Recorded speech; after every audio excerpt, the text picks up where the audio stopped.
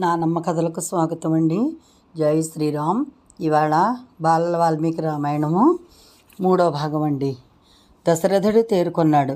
ఆనందంగా శ్రీరాముణ్ణి అతనికి తోడుగా లక్ష్మణ్ణి విశ్వామిత్రునికి అప్పగించారు. విశ్వామిత్రుని వెంట అన్నదమ్ములు ఇద్దరూ చక్కగా వెళ్ళసాగారు. బ్రహ్మదేవుడి వెనక అశ్వినీ దేవతల్లాగా, శివుడి వెంట స్కంద విశాఖుల్లాగా ఉన్నారు. విశ్వామిత్రుని వెంట వెళ్తున్న శ్రీరామ లక్ష్మణులు సరయూ నదీ తీరానికి చేరుకున్నాక విశ్వామిత్రముని ఆదేశంపై ఆచమనం అంటే మన శరీరము మనస్సు పరిశుద్ధం కావటానికి నీటితో చేసే చిన్న సంస్కారం. ఆచమనం చేసి వచ్చి శ్రీరాముడు బల అతిబల అనే విద్యలు మంత్రాలు స్వీకరించారు. ఇప్పుడు శ్రీరాముడిలో దివ్య తేజస్సు రెట్టింపయ్యింది. వీటి ప్రభావం వల్ల ఆకలిదప్పులు బాధించవు, రూపకాంతులు తరగవు. ఎట్టి పరిస్థితుల్లోనూ ఏ రాక్షసులు నిన్ను ఏమీ చేయలేరు అని మహర్షి చెప్పారు. మహర్షి అనుమతితో ఆ విద్యల్ని లక్ష్మణుడికి ఉపదేశించాడు శ్రీరామచంద్రుడు. రాత్రికి అక్కడే విశ్రాంతి. తెల్లవారింది. గడ్డిపాన్పుపై నిద్రిస్తున్న శ్రీరాముణ్ణి విశ్వామిత్ర మహర్షి చూసి, కౌసల్య సుప్రజా రామ పూర్వా సంధ్యా ప్రవర్తతే ఉత్తిష్ట నరసార్థూలా కర్తవ్యం దైవమాహ్నికం.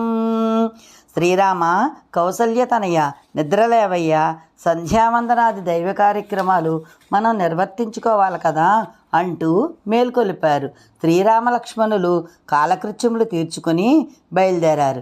సాయంకాలానికి అంగదేశంలోని గంగా తీర ప్రాంతంలో ఉన్న పరమశివుడి ఆశ్రమం చేరుకున్నారు. ఒకప్పుడు శివుడు తపస్సు చేసిన ప్రదేశం అది. ఆ రాత్రి అక్కడ బస చేసి మరుసటి రోజు అక్కడ మునులు ఏర్పాటు చేసిన నావ మీద గంగానదిని దాటుతున్నారు. దారిలో ఎక్కడిదో నీళ్ల సవ్వడి.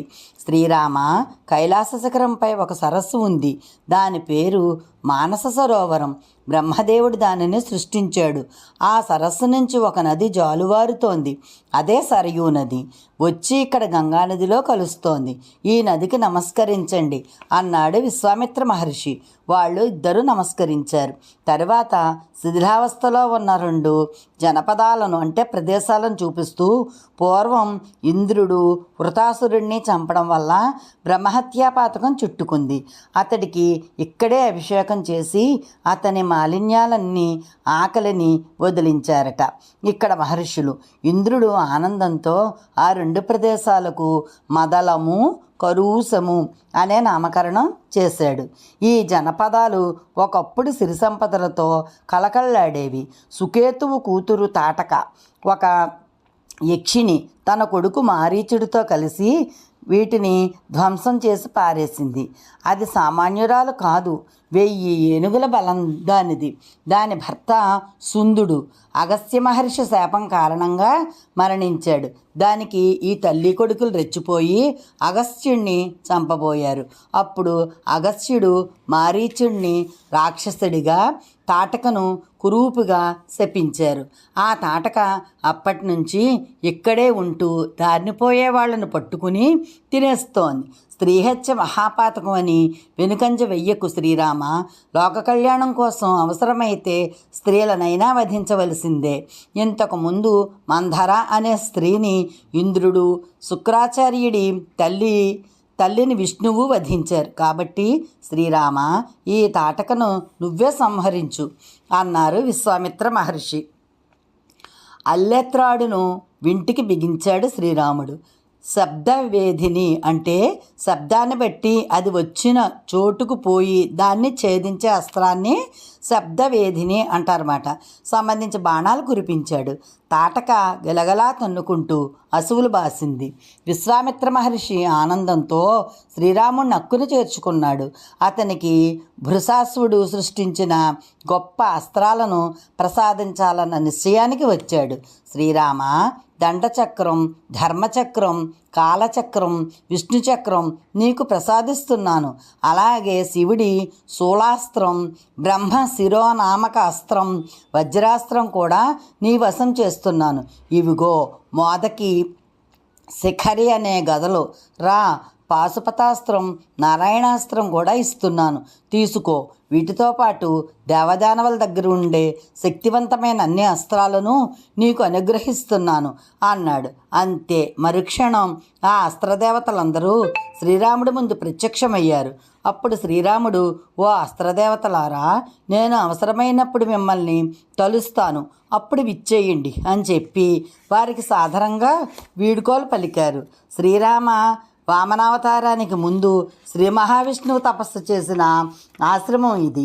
ఆయన అదితి కశ్యప దంపతులకు పుత్రుడిగా జన్మించి బలిచక్రవర్తిని అణచివేసి త్రిలోకాధిపత్యాన్ని ఇంద్రుడికి తిరిగి ప్రసాదించాడు. ఈ సిద్ధాశ్రమమే నా నివాసం. అయితే ఇక్కడ రాక్షస బాధ తప్పడం లేదు, దాన్ని నువ్వే తీర్చాలి, రా అంటూ ఆశ్రమంలోకి తీసుకువెళ్ళారు విశ్వామిత్ర మహర్షి. యాగం ప్రారంభమయ్యింది. విశ్వామిత్ర మహర్షి మౌనదీక్షలో ఉన్నారు.